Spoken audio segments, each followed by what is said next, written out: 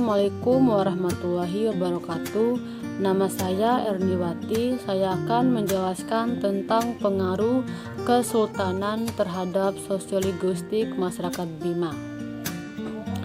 Usaha islamisasi masyarakat Bima tampaknya memberi hasil yang cukup memuaskan. Kesuksesan ini setidaknya dapat dilihat dari peradaban masyarakat Bima yang selama tidak kurang dari 310 tahun berada dalam pengaruh Islam. Itu artinya agama Islam telah menjadi bagian tak terpisahkan dengan denyut nadi masyarakat Bima selama kurun waktu 300-an tahun itu.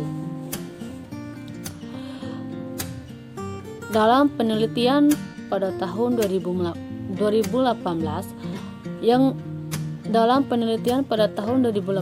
yang berjudul Analisis Serapan Kosakata Bahasa Arab Terhadap Bahasa Bima, mengungkapkan bahwa para sultan dan ulama berhasil mengukir sejarah yang gemilang selama 300 tahun di Bima. Kegemilangan prestasinya adalah memasukkan istilah-istilah bahasa Arab Islam sebagai bagian dari sosiolinguistik mereka. Pembahasan ini akan dijabarkan secara rinci setelah disajikan secara panjang Kesultanan Bima beserta kebijakan-kebijakannya. Berdasarkan penelitian yang didukung Direktorat Pendidikan Tinggi Keagamaan Islam, Direktorat Jenderal Pendidikan Islam, Kementerian Agama RI tahun anggaran 2018, para peneliti menemukan bahwa selama kurun waktu 1540 Masehi sehingga 1950 Masehi, Islam Bima mengalami kejayaan. Sri Wahyuningsi dan Nurul Juriya menunturkan Bima tersohor sebagai pusat penyiaran Islam di wilayah Nusantara bagian timur. Rakyatnya terkenal sebagai penganut agama Islam yang taat. Beberapa tradisi bermunculan dengan ciri khas dan karakter Islam sendiri. Di antaranya adalah tradisi mauludan, sekarang disebut maulid, zikiran, sekarang disebut tahlilan, marhabanan, sekarang disebut salawatan, dan lain sebagainya. Bermunculan dengan ciri khas dan karakter Islam sendiri. Di antaranya adalah tradisi mauludan, sekarang disebut maulid, zikiran, sekarang disebut tahlilan, marhabanan, sekarang disebut salawatan, dan lain sebagainya. Itu semua dibentuk atas hasil kerjasama antara ulama dan kesultanan di masanya.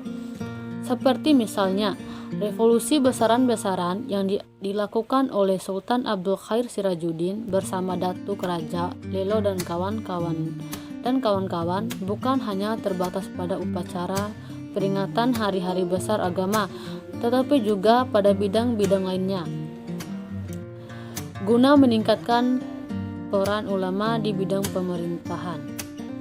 Dalam bidang pendidikan, Kesultanan Bima menjadikan masjid dan langgar sebagai pusat pendidikan di masanya.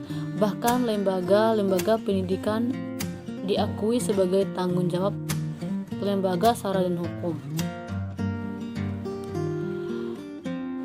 Pendidikan di tingkat kecenderian dan desa sangatlah besar. Pendidikan agama khususnya bagi anak-anak usia sekolah 6-12 tahun diserahkan kepada guru ngaji. Dalam hal ini, guru ngaji tidak hanya mengajar Al-Quran, tetapi juga akan mengajar dan membimbing murid-muridnya dalam urusan ibadah seperti sholat dan puasa. Kalau anak sudah berusia di atas 12 tahun, mereka akan mengikuti pendidikan di masjid atau di langgar. Guru ngaji sangat dihormati oleh masyarakat. Untuk kesejahteraan hidupnya dijamin oleh orang tua, anak, dan lembaga syara hukum. Walau pendidikan anak